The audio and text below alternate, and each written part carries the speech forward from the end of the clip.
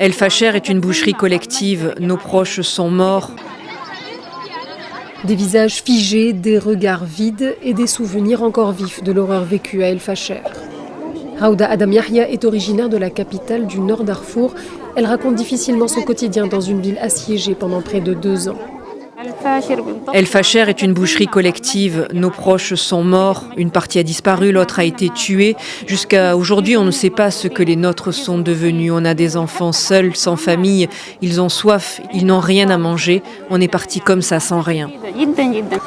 Raouda n'arrive pas à continuer. Son récit est interrompu par ses larmes.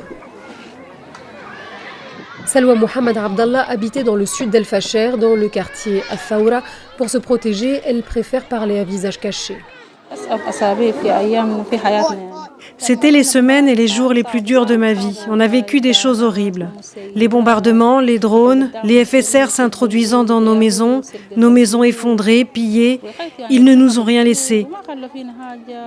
Ils rentraient chez nous et disaient « Cette maison est à nous, vous ne pouvez pas rester ».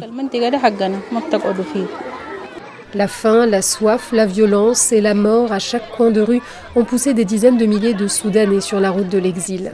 Parmi eux, Salha Omar Abdallah est arrivée à Tiné. Elle a fui El Facher par le nord de la ville.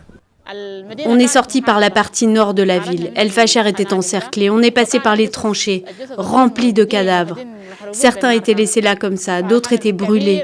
À Tiné, dans le site de transit, on retrouve à nouveau Salwa Mohamed Abdallah. Après l'horreur d'El Facher, la jeune femme de 35 ans dit avoir vécu dans la peur de mourir sur la route vers le Tchad.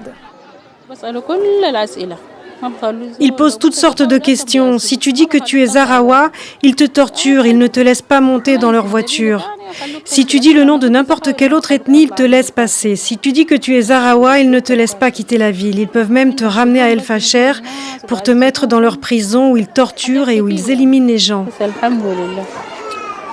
Dans le nord du Darfour, les témoignages recueillis font état d'un ciblage systématique de l'ethnie Zahraoua et plus généralement des ethnies non arabes comme les Massalites, victimes des FSR durant les premières années du conflit dans le sud du Darfour.